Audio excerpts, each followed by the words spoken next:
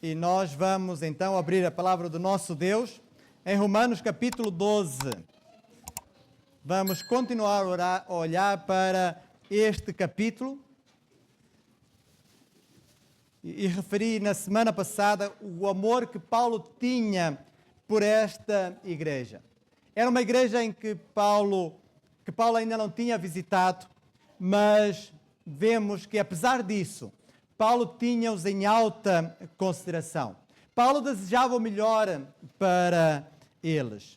Paulo queria vê-los, Paulo orava por eles, e nós vemos no final do capítulo 1 como ele expressa isso mesmo. Como ele expressa esse desejo de estar com aqueles irmãos, porque os tinha no seu coração. E nós na semana passada olhamos para o apelo que Paulo faz a esta igreja. Nós vemos aqui o clamor de um homem. Nós vemos aqui o clamor do seu coração, para que aqueles crentes pudessem experimentar algo tão extraordinário. Para que aqueles crentes pudessem experimentar a boa, agradável e perfeita vontade de Deus. Era isso que Paulo desejava para aqueles crentes. Queria que eles então pudessem experimentar essa vontade. No entanto, para que tal acontecesse, era necessário que houvesse mudança na vida deles. Era necessário que eles pudessem viver em conformidade com os conceitos, com os padrões, com os pensamentos, com a palavra de Deus, porque de outra forma não iriam conseguir. E com base então nesse apelo que nós vimos na semana passada, nós encontramos aqui duas ordens no versículo que vamos analisar hoje, que é o versículo 2. Temos aqui essas duas ordens que de certa forma são expressão do nosso culto racional. E o nosso culto racional, ela tem duas vertentes. Ela tem a vertente coletiva, que nós referimos na semana passada, com base então naquela linguagem que ele usa relacionado com os sacrifícios do vestimento, em que o adorador ia ao templo para entregar a sua oferta. Era algo que ele fazia em público, ele tinha que se deslocar para estar no templo, e esta é uma vertente muito importante, a vertente coletiva, em estarmos todos juntos para adorarmos a Deus como estamos a fazer neste momento. Mas para além dessa vertente coletiva, há a vertente individual. Aquilo que cada um de nós deve fazer para tornar real este culto. Um culto racional. Um culto que agrada a Deus. E o que ele vai aqui ordenar é exatamente aspectos que têm a ver conosco, com cada um de nós, que está relacionado com os nossos atos de culto, no dia a dia, em casa, no trabalho, na escola, aonde quer que estejamos.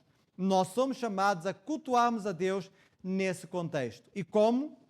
Estas ordens vêm nos mostrar exatamente isso. E este versículo 2, leva-nos a um tema: ordens e bênção. Ordens e bênção. Não é a ordem e progresso, como nós encontramos na bandeira do Brasil, mas ordens e bênção. Ordens e bênção. E é isso que nós vamos ver no versículo 2. Mas antes de o fazer, eu queria que os irmãos tirassem os vossos olhos da Bíblia e recitássemos de cor o versículo 1. Vamos fazer esse exercício?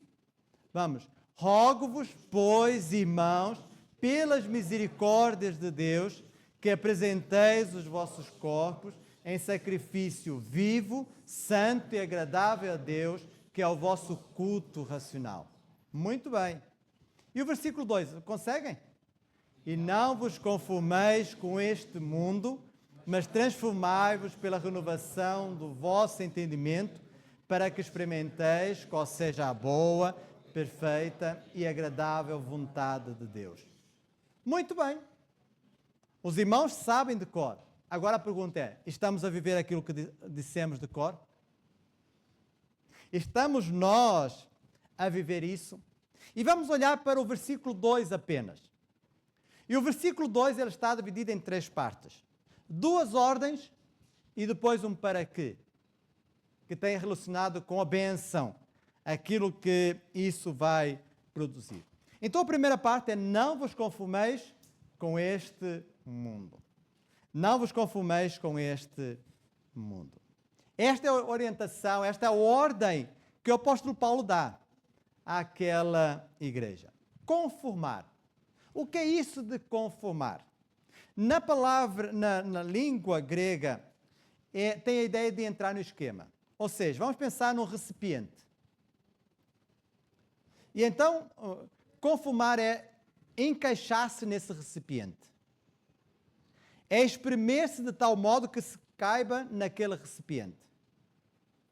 Às vezes faz-se isso com plasticina, com alguns elementos que é fácil moldar, não é? É fácil moldar.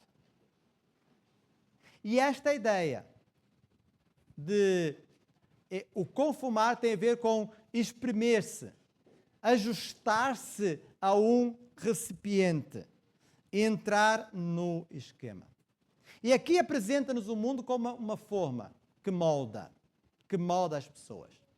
E é por isso que o apóstolo Paulo diz, não vos conformeis com este mundo. Não assumais a forma deste mundo. Porque aquele que se acomoda, aquele que assume a forma deste mundo, que cabe então deste recipiente deste mundo, vai perder uma perspectiva do mundo vindouro.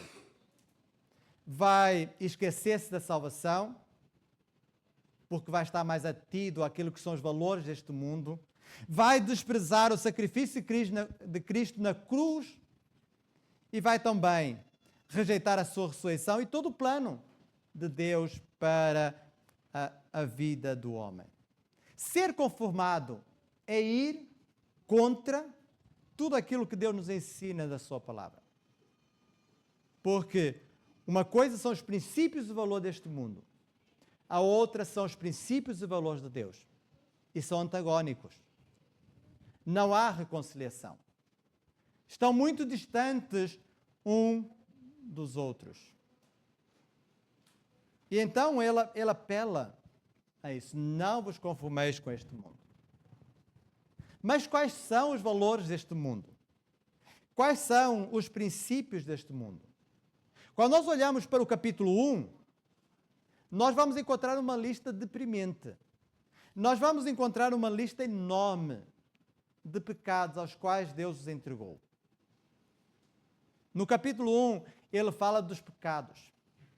Pecados como idolatria, imoralidade sexual, maldade, murmuração e tantos outros. Há ali uma grande lista. Esses são os valores deste mundo. Essas são as práticas deste mundo. Porque este mundo, ele é dominado pelo Deus deste século. Pelo príncipe deste mundo. E o próprio apóstolo Paulo diz, nos quais o Deus deste século cegou os entendimentos incrédulos, para que lhes não resplandeça a luz do evangelho da glória de Cristo, o qual é a imagem de Deus. Não é possível. Não é possível viver os princípios deste mundo, não se conformando com este mundo. Não tem nada a ver com os princípios de Deus. O apóstolo João, ele declarou que o amor a este mundo é contrário ao amor de Deus. Ele escreveu, não ameis o mundo, nem o que o mundo há. Se alguém ama o mundo, o amor do Pai não está nele. Porque tudo que há no mundo, a concupiscência da carne, a concupiscência dos olhos e a soberba da vida, não é do Pai, mas do mundo. Não é possível conciliar. Não é possível eu me espremer e caber dentro de duas formas. Não. Ou me moldo ao mundo, deixo-me moldar pelo mundo, ou deixo-me moldar por Deus. Não há um meio termo. Na vida cristã não há um meio termo. Jesus diz: não podeis amar a Deus e a Mamão. Não é possível. Não podeis servir a dois deuses. O povo de Israel andava em dois pensamentos, sobre dois pensamentos. Não podia, não pode ser. Na vida cristã não há um ponto intermédio. Ou sim ou não. E aquilo que for intermédio, que nós achamos intermédio, é não, aos olhos de Deus. E a Bíblia apresenta-nos vários homens que não se moldaram a este mundo. Temos o exemplo de José, um jovem que é vendido como escravo, que vai parar na casa de Potifar, eunuco de Faraó. Está lá a servir. No entanto, nós vemos que a mulher de Potifar começa a desejá-lo. Começa a querer ter uma relação íntima com ele. E o que é que José faz? Procura fugir e foge. Foge àquela tentação. Não se molda. Não se molda àquela situação. Não se molda aos valores deste mundo. Porque talvez um outro jovem achasse algo extraordinário. Que aquela mulher se interessasse por ele e o quisesse. Temos o exemplo de Daniel, que não se conformou com as práticas e os valores da Babilônia. Ele foi levado como cativo para a Babilônia. Ele e os seus amigos. E ele tinha como alimento seu aquilo que o rei podia, ou aquilo que provinha da mesa do rei. Mas vemos que ele abdicou disso. E não apenas abdicou disso, isso era apenas um ponto de partida para ele não se contaminar com as práticas da Babilônia. Ele preferiu ser lançado na cova dos leões do que ser moldado àquela situação. Ele não traiu o seu Deus. E aqui Paulo exorta esta igreja: não vos conformeis com este mundo. Somos chamados a não assumirmos a forma deste mundo, a não encaixarmos neste recipiente. Nós devemos ser moldados por Deus. É aí que nós devemos nos encaixar. E se estamos a nos conformar com este mundo, vamos deixar. Ainda há tempo de sair. Ainda há tempo de deixar esse lugar onde estamos para nos conformarmos com os princípios e os valores de Deus. Mas há uma outra ordem. Mas transformai-vos pela renovação do vosso entendimento. Ou noutras versões, da vossa mente. Mas transformai-vos pela renovação da vossa mente. A palavra grega para transformai-vos, ela é habitualmente usada no estudo dos insetos, que tem a ver com a metamorfose. Certamente já ouviram falar sobre a metamorfose. E a palavra aparece aí, aparece o verbo metamorfosear. Aparece nesse versículo, nessa palavra transformai-vos. E essa palavra só aparece mais 2 vezes no Novo Testamento. A primeira delas em 2 Coríntios 3,18, quando o apóstolo Paulo diz: mas todos nós, com cara descoberta, refletindo como espelho a glória do Senhor, somos transformados, ou somos metamorfoseados de glória em glória, na mesma imagem como pelo Espírito do Senhor. Um outro texto em que essa palavra aparece foi quando se dá a transfiguração de Jesus. E que está em Mateus capítulo 17, 1 e 2, que diz o seguinte: 6 dias depois, Jesus tomou Pedro, a Tiago e a João, seu irmão, e os levou à parte a um alto monte e transfigurou-se, metamorfoseou-se diante deles. Vemos aqui este processo, o processo da metamorfose. É algo que começa com uma coisa feia, começa com uma lagarta. No entanto, algo extraordinário vai acontecer. E daquela lagarta que vai estar naquele casulo, sai o quê? Uma borboleta. Os irmãos admiram borboleta, não admiram? Mas certamente não admiramos aquilo que vem antes. É algo extraordinário. É uma melhoria do pior para o melhor. É um processo constante. É um processo diário. É um processo que leva o seu tempo e envolve o quê? Dor. Aperto.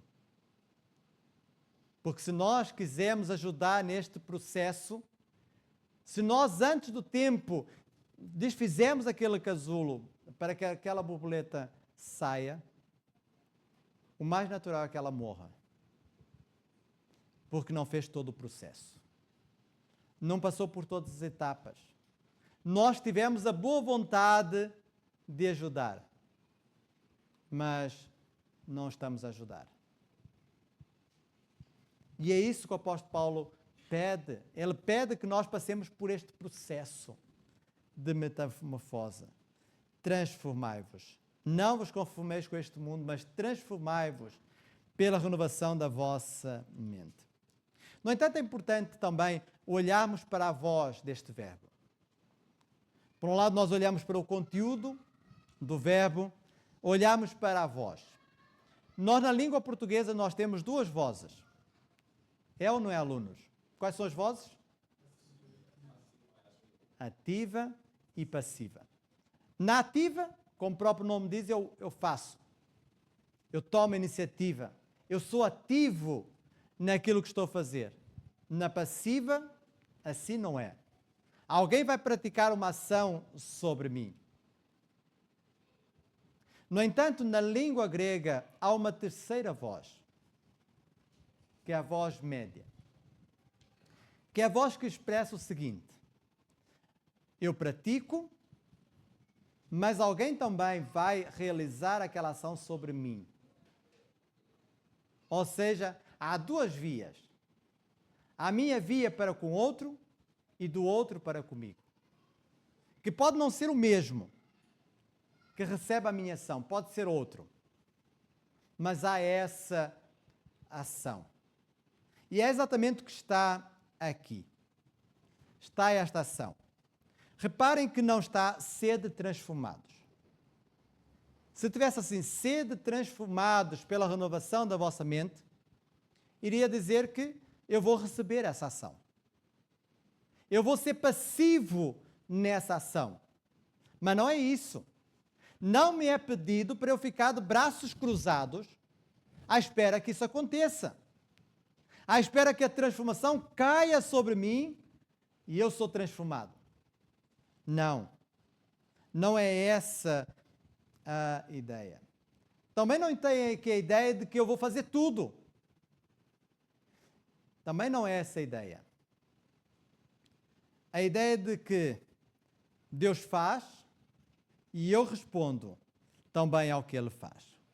Ele age sobre a minha vida, eu ajo também na minha própria vida. É esta a ideia que está aqui. Porque a transformação é uma obra de Deus, mas envolve-me também. A mais importante vem da parte de Deus. É essencial, podemos dizer assim. Aquilo que está anteriormente dito, fala-nos da ação de Deus sobre mim. da forma como ele agiu. E está baseado no primeiro versículo. Rogo-vos, pois, irmãos, pelas misericórdias de Deus. Estas misericórdias de Deus é a ação de Deus. Deus age na minha vida.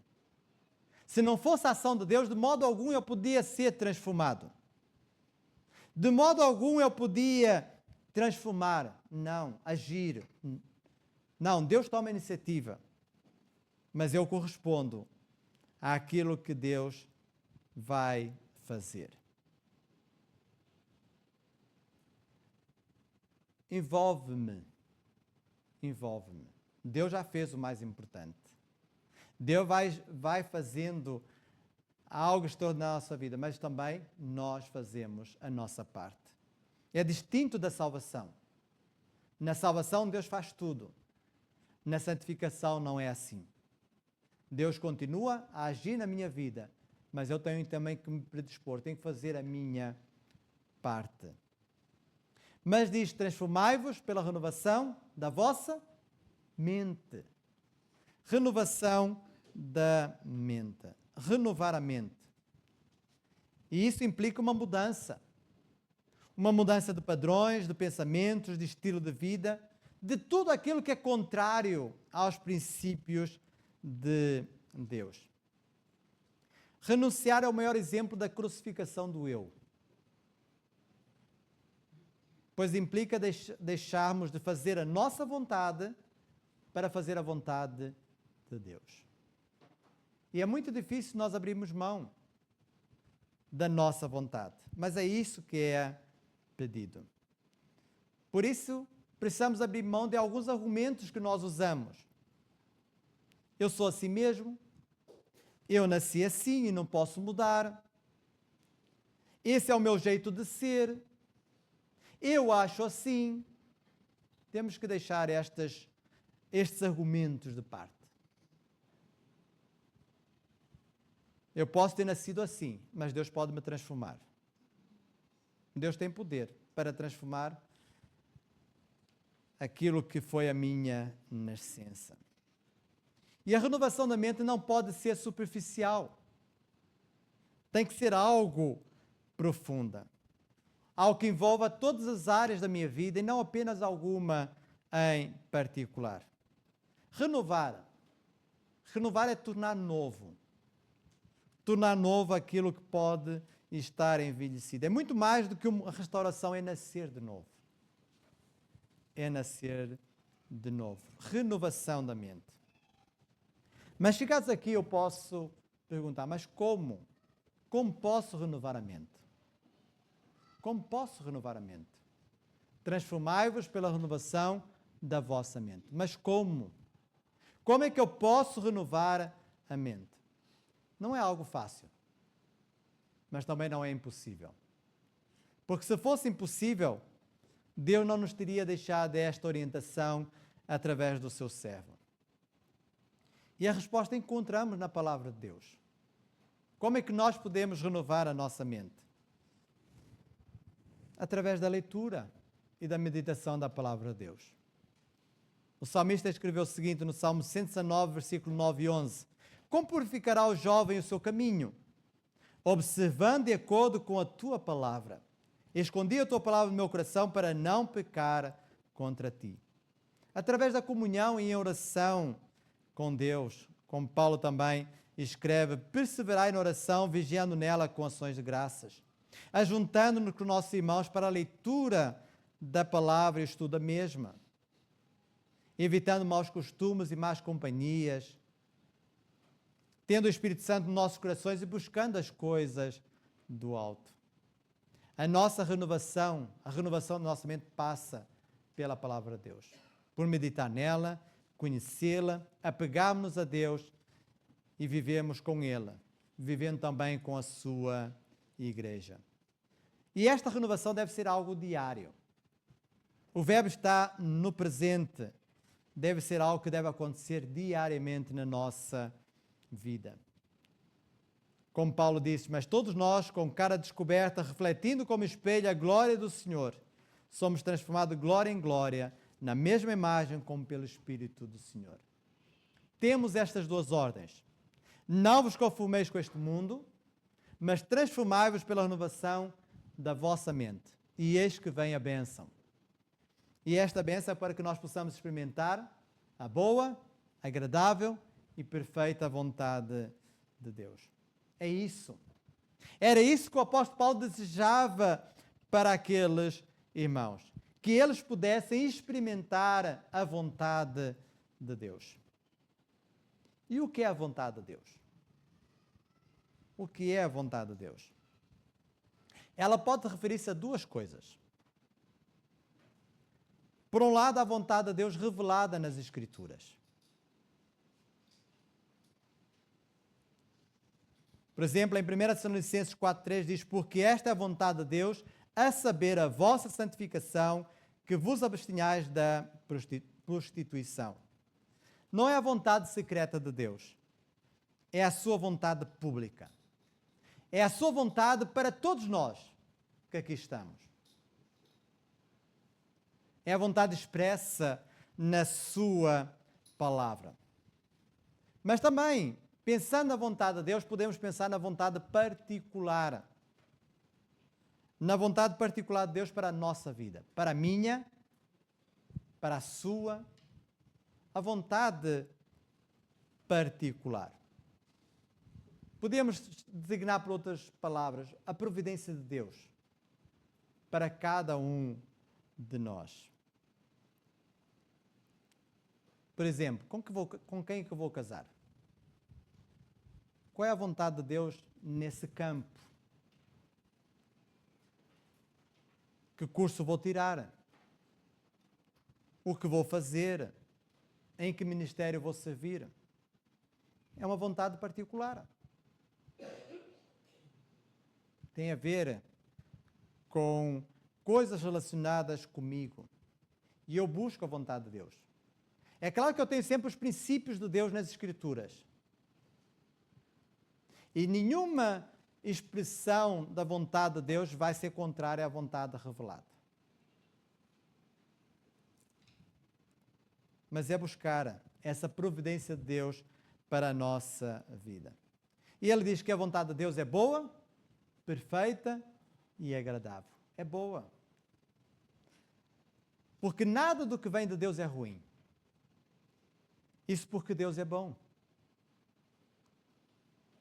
Há uma frase feita que diz: Deus é bom em todo o tempo. Deus é bom.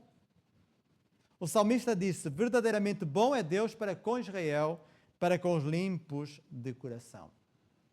Tiago também escreveu: toda a boa dádiva e todo o dom perfeito vem do alto, ao som do alto, descendo o Pai das luzes, em quem não pode existir variação ou sombra de mudança. Então a sua vontade é boa. Procede de um Deus que é bom. Mas a sua vontade também é perfeita, porque Deus é perfeito. Deus conhece todas as coisas. E sendo Ele perfeito, a sua vontade é perfeita. E também agradável. Deus quer o melhor para cada um de nós. Deus quer o melhor. E quando nós nos agradamos em Deus e na sua palavra, a nossa vida pode ter uma dinâmica diferente. Pode ter uma dinâmica maravilhosa. A vontade de Deus é boa, perfeita e agradável. Concluindo, alguns aspectos que eu quero salientar. Uma delas tem a ver com a teologia. A teologia só tem valor na minha vida se ela mudar a minha vida. O meu modo de agir, o meu modo de amar, o meu modo de caminhar. Há pessoas que só se focam na teologia, que estão muito preocupadas com a teologia, que mergulham fundo nos livros. Mas essa teologia não se vê na prática. Esquecem-se de viver aquilo que aprenderam. Vão muito a fundo na teologia, falam de temas profundos, mas não têm vidas compatíveis com aquilo que ensinam, com aquilo que falam, com a profundidade dos seus ensinos. Mas se por um lado há pessoas que só se concentram na teologia, há outras pessoas que só pensam na ética. Na ética. Para elas não importa o conhecimento. Para elas o que importa é aquilo que eu faço. É a minha ética.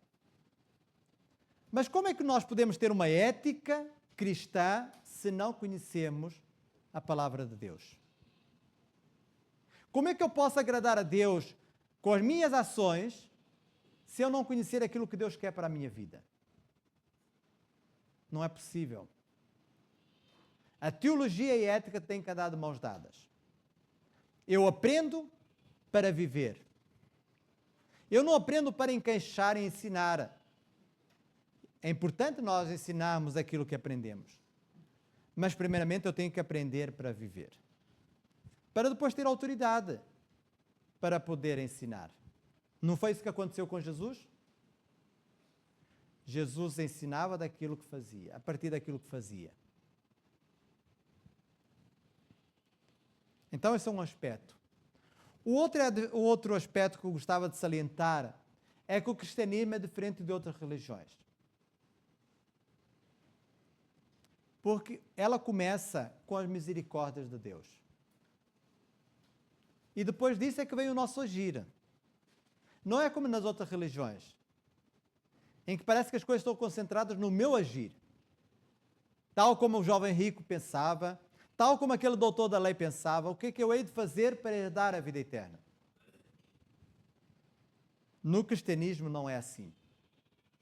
A motivação do cristianismo é a gratidão e o louvor, e não são os méritos. Nós somos chamados a agir por causa daquilo que Deus fez por nós. Nós não agimos para alcançar o favor de Deus. E se alguém está a agir para alcançar o favor de Deus, está mal. A nossa ação não nos leva a alcançar o favor de Deus. Nós devemos agir em função daquilo que Deus já fez por nós. Então que nós possamos não nos conformar com este mundo. Que nós possamos passar por uma transformação pela renovação da nossa mente, para que experimenteis qual seja a boa, agradável e perfeita vontade de Deus. Que todos nós possamos estar no centro da vontade de Deus, porque esse é o melhor lugar para nós estarmos. Amém?